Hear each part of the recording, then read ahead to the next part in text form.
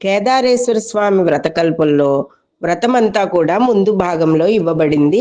వ్రతకథ ఇప్పుడు చెప్పుచున్నాం, వినండి. ఈ వ్రతకథ వినేటప్పుడు అక్షతలు చేత పట్టుకోవాలి. చేత పట్టుకున్న తర్వాత ఆ అక్షతలు కథ పూర్తయిన తర్వాత స్వామివారి పాదాల దగ్గర కొద్దిగా వేసి మిగిలినవి మీ ఇంటిలోని వారందరూ కూడా వేసుకోవాలి. సూత పౌరాణికుడు సౌనకాది మహర్షులను గాంచిట్లని, ఋషిపుంగవులారా, మానవులకు సర్వ సౌభాగ్యములు ఇచ్చే పార్వతీదేవిచే శాంబశివుని శరీరార్థం పొందినదియగు కేదారేశ్వర వ్రతం అని ఒకటి కలదు. ఆ వ్రత విధానమును వివరించదు వినడు. దీనిని 4 జాతుల వారు కూడా ఆచరించుకోవచ్చును. ఈ వ్రతమును 21 సంవత్సరములు ఆచరించువారు సకల సంపదలు అనుభవించి పిదప శివ సాయుధ్యమును పొందుతారు. ఓ మునిశ్రేష్ఠులారా, ఈ వ్రతమహత్యమును వివరించదు వినుడు. భూలోకమున ఈశాన్య భాగమున మెరుపు గుంపులతో కూడి ఉన్న శరత్కాల మేఘములను పోలుచున్నట్టి నిఖిలమణి విచిత్రంపైన శిఖరముల చేతను, పలు రంగులైన లతా విశేషముల చేతను, బహువిధములకు పుష్ప ఫలాదుల చేతను, నానా విధములైన పక్షుల చేతను, మరియు అనేకములైన కొండ కాలువల చేతను వ్యాప్తంపై ఉన్న చందన దేవదారు, నారికేళ, పనస, పున్నాగ, చంపకాది వృక్షముల చేతను, నానాతరు విశేషముల చేతను బాసిల్లే ఉద్యానవనముల చేతను ప్రకాశించుచు నిఖిల కళ్యాణప్రదంపైన సర్వజన నమస్కృతంపై కైలాసమని పేర్కొనబడిన ఒక పర్వత శ్రేష్టము కలదు. అంత షడ్గుణైశ్వర్య సంపన్నులను మహామహనీయులకు యోగుల చేతను, సిద్ధ గంధర్వ కిన్నెర కింపురుషాదుల చేతను సేవింపబడి మనోహరంబయ్యున్న ఆ పర్వత శిఖరమందు జగత్కర్త అయిన పరమేశ్వరుండు ప్రమద గణములచే పరివేష్టింపబడి భవానీ సమేతుండై సకల దేవముని బృందముల చేత నమస్కరింపబడుచు ప్రసన్నుడై కూర్చుని ఉండగా ఒక సమయమున బ్రహ్మాది దేవతలందరికీ కూడా దర్శనమిచ్చను. అంత సూర్యాగ్ని, పవనులు, నక్షత్రయుక్తుండైన నిశాకరుడు మరియు ఇంద్రాది దేవతలు, వశిష్ఠాది మహర్షులు, రంభ మొదలగు అప్సరసలు, బ్రాహ్మీ మొదలగు సప్తమాతృకలు, సేనానియు, గణపతియు, సస్యారూప్యమును పొందియున్న నంది, భృంగి మొదలగు ప్రమద గణములను అన్ను పరివేష్టించి కొలుచుచుండ అట్టి భవానీ వల్లభుని అత్యద్భుతం బగు సభయందు నారదుడి మొదలగు దేవగాయకులు స్వామి అనుజ్ఞవడిసి గానము చేసిరి. అట్టి రమణీయంబును శ్రావ్యమంబును గానము ప్రవర్ధిల్లుచుండగా ఘృతాచి, మేనకాదులు, వీణాది చతుర్విధ వాద్యములతో లయలతో కూడి నృత్యమనర్చిరి. అప్పుడు ఆ వేల్పు బానిసలలోన మిక్కిలి సొగసుకత్తియగు రంభ అఖిల సురబృందముల యొక్క ఉల్లములు రంజిల్లు నటుల నాట్యమనరించెను. ఆ సమయమున భృంగిరిటి అనడి భక్తవరుండు ఆ స్వామి సన్నది ఆయనకు ప్రీతి కలుగుచున్నట్లుగా వికటనాట్యము చేయగా అప్పుడు సకల దేవతలకు మిక్కుటమైన హాస్యము వచ్చెను. అటువంటి ఆశ్చర్యంబగు హాసం వలన ఆ పర్వత గుహలు నిండినట్లు గొప్ప కలకల ధ్వని కలిగెను. ఇట్లు హాస్యం విస్తరిల్లుచుండ సర్వేశ్వరుడు శంకరుడు ఆ భృంగిరిటిని చూసి, నీ చేత మిగుల హర్ష ప్రవర్ధంపైన నాట్యం చేయబడినని సెలవిచ్చి ముదము పొంది ఆ భక్తుని అనుగ్రహించడు.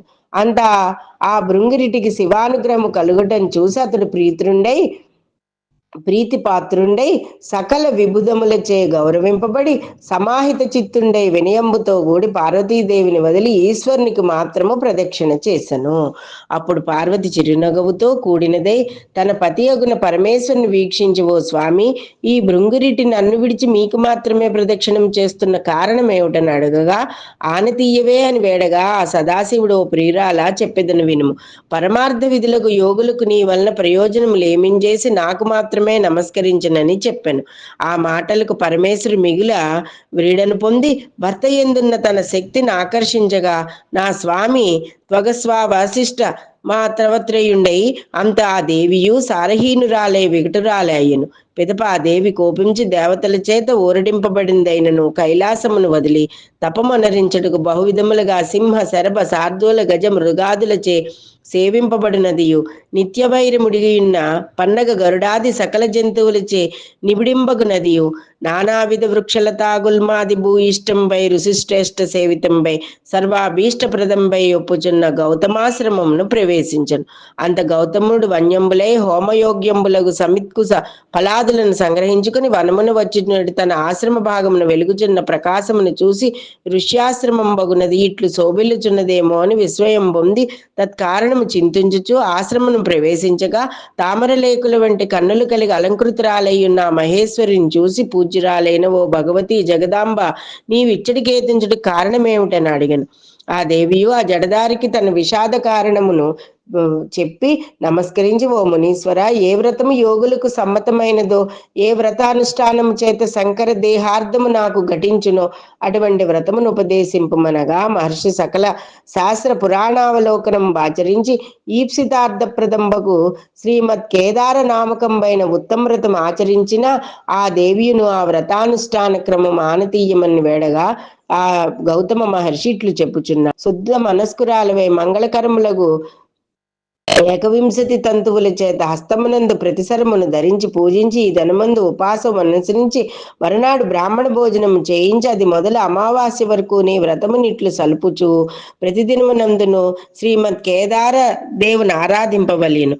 మరియు ఇంటి యందు శుభ్రమంగు ఒక ప్రదేశమున ధాన్యరాశిలో పూర్ణ కుంభముంచి 21 సూత్రముల చేత జుట్టి పట్టుపుట్టముల చేత కప్పి ఉంచి నవరత్నములు గాని శక్తి కొలది సువర్ణమును గాని ఉంచి గంధ పుష్పాక్షలతే నర్చించి 21 మంది బ్రాహ్మణులు పిలిచి పాద ప్రక్షాళన కృత్యములాచరించి కూర్చుంటే నీ యోగించి అచ్చట ఆ కేదార దేవుని ప్రతిష్ఠింపజేసి చందనాగరు కస్తూరి కుంకుమాదలను శ్రీగంధమును నానావిధ పుష్పములను తాంబూలమును వస్త్రముల నుంచి నివేదనము నుంచి యథాశ్రముగా ధూపదీపాదులు అర్చించి ఏకవింశతి సంఖ్యాకములైన చోహ్యలేహ్యదులను కదలి పనస అనేక ఫలములను నైవేద్యం చేసి తాంబూలంలోసికి చక్కగా స్తోత్రము చేసి బ్రాహ్మణులను యథాశక్తి దక్షిణలిచ్చి వ్రతమును లెస్సగా అనుష్ఠించి ఈశ్వరునికి మనస్సంతుష్టి చేసిన ఎడల వృషభధ్వజుండి ప్రీతురుండై నీవు కోరిన వరములు ఇయ్యగలవు అని చెప్పాను. ఆ కాత్యాయన అట్లే ఆచరించను. అంత పరమశివుడు సంతుష్టాంతరంగుడే అచడి దేవగణములతోడ జనిన్ నా శరీరార్థము నా శరీరములో అర్ధభాగం నీకిచ్చదనని ఇవ్వగా పార్వతీదేవి ఉప్పొంగి శంకర దేహార్థమును పొంది లోకానుగ్రహం చేయదలిచి తన పతియకు పరమశివునితోని వ్రతమును ఆచరించే వారులకు సకలాభీష్ట సిద్ధి అగునట్లు అనుగ్రహించి తిరేని ఎల్లవారు ఆచరింతురనగా అటులే అని అంగీకరించి శివుడు సురసంగముతో కూడా అచ్చట అంతర్హితుడైన. మరి కొంతకాలమునకు శివభక్తియుక్తుండకు చిత్రాంగదుడును గంధర్వుడు నందికేశ్వరుని ఆ వ్రతాచర్యం క్రమం పెరిగి మనుష్యలోకమున కుంజని వారులకు ఉపదేశింపవలేని నిచ్చగలవాడై ఉజ్జయిని పట్టణం చేరి వజ్రదంతుడని రాజునకు ఆ వ్రతము ఉపదేశించను. ఆ వ్రతమును కల్పోత్త ప్రకారముగా ఆచరించి సార్వభౌముడయ్యను. మరి కొంతకాలమునకు ఆ పట్టణమున ఉన్న వైశ్యునికి పుణ్యవతియు భాగ్యవతియు అని 2 కుమార్తెలు కలిగిరి. వారిద్దరును తండ్రి దగ్గర పోయి కేదార వ్రతం ఆచరించడం కానతీయమని వేడగా అతడు, అమ్మా, నేను మిగులు దరిద్రుడును, మీరు తలంపు మానుడనగా ఓ తండ్రి నా అనుజ్ఞయే మాకు పరమ విధిగా ఆనతీయమని సెలవు పుచ్చుకుని ఒక వటవృక్షం వద్ద కూర్చుని తోరము కట్టుకుని యథావిధిగా పూజింపవారల భక్తికి మెచ్చి ఈశ్వరుడు వారికి కావలసిన పూజా సామాగ్రినంతా ఇచ్చను. అంతటా వారలు చక్కగా వ్రతమును ఆచరించడం వలన ఆ మహాదేవుడు ఎంతో అనుగ్రహించిన వాడై ఆ కన్యలకు ఆయురారోగ్యైశ్వర్యములను దివ్య రూపములు వసిగి అంతర్ధానమయ్యను. ఆ వ్రతమహత్యం వలన ఉజ్జయిని పట్టణమును నేలుచున్న రాజు పుణ్యవతియును కన్యను చోళభూపాలుడు భాగ్యవతుని కన్యను బాణిగ్రహణము అనర్చుకొనిరి. అందువలన ఆ వైశ్యుండు ధన సమృద్ధి కలిగి సామ్రాజ్య సంపదలను పుత్రులను పొంది సుఖముగా ఉండెను. అంటే ఈ వ్రతము చేస్తున్న యొక్క ఫలితాన్ని ఈ కథలో వివరిస్తున్నారు. అందరూ భాగ్యవంతులయ్యారు. ఈ కథ విన్నవారు చదువుకారు కూడా భాగ్యవంతులయ్యారని చెప్పబడుతున్నది. కొన్నాళ్ల పిదప రెండవదైన భాగ్యవతి అనున్నది ఐశ్వర్య మదమోహితురాలే కొంతకాలమునకు ఆ వ్రతమును విడిచిపెట్టెను. ఈ వైశ్యుల కూతుర్లు ఎవరైతే ఇద్దరు కూడా భాగ్యాన్ని పొందారా, ఇద్దరు రాజులని పెళ్లి చేసుకున్నారు. అయితే ఆ ఒక అమ్మాయి ఏం చేసిందంటే ఈ పూజను మర్చిపోయింది ఐశ్వర్యం తలనెత్తికెక్కేటప్పటికి. అది చెప్తున్నారు ఇక్కడ. అందువల్ల భాగ్యహీనురాలైన పుత్రునితోడ పెనిమిడి చేత వెడలనంపబడి అడవిలో తిరిగి సంచారకినురాలే ఒక బోయవాణి ఇల్లు చేరింది.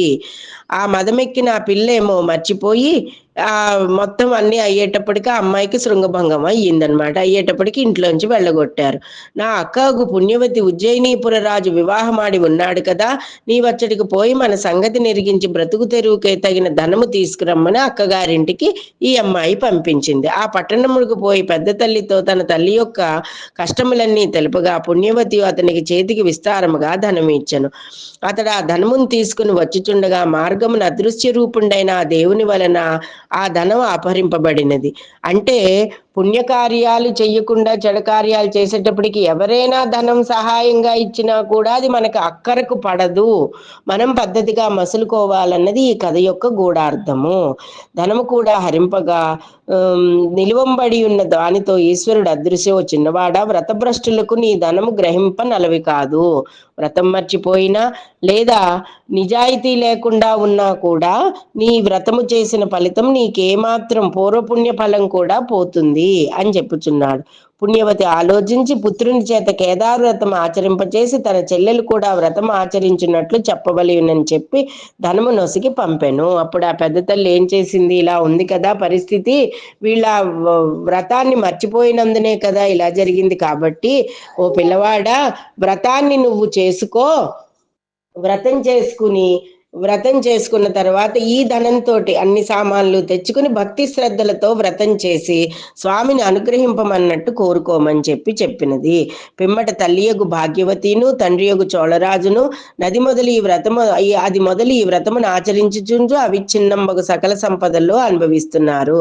ఎవరైనను యథోక్త ప్రకారముని వ్రతమహత్యమును భక్తియుక్తులే చదివిన అట్టి వారు అందరూ శ్రీ మహాదేవుని అనుగ్రహం వలన అనంతములకు ఆయురారోగ్య ఐశ్వర్యములను పొంది శివ సాయుధ్యమును పొందురని గౌతమ మహర్షిచే చెప్పబడినని సూతుడు సౌనకాదులకు చెప్పినట్లుగా శ్రీ వ్యాస భట్టారకుడు స్కాంద పురాణమున అభివర్ణించెను. ఈ పూజను కార్తీక మాసములో పౌర్ణమి నాడు గాని చేసుకోలేని వారు దీపావళి అమావాస్య మొదలుగా కార్తీక అమావాస్య వరకు మధ్యలో కూడా చేసుకొనడానికి అవకాశం ఉంది. కాబట్టి అందరూ చేసుకుని ధన్యులగురుగాక.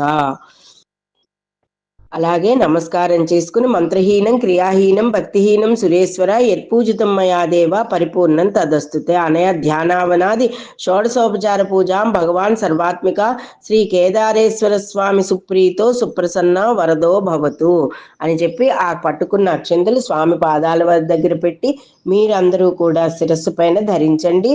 సాష్టాంగ నమస్కారములు పురుషులు చేయండి, మోకాలి దండాలు స్త్రీలు సమర్పించండి.